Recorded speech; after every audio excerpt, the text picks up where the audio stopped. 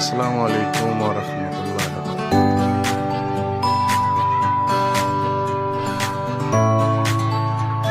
আমার ছাদ বাগানের লাউ গাছের ঝাঁকায় মোটামুটি ভালো ফলন আসছে।